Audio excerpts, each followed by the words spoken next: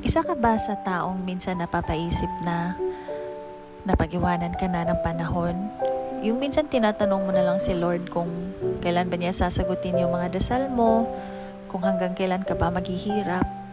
Yung minsan kukumpara mo yung buhay mo sa iba, na buti pa si ano, successful sa career niya, buti pa si ano, may negosyo na, buti pa si ano, may naipundar ng savings, properties.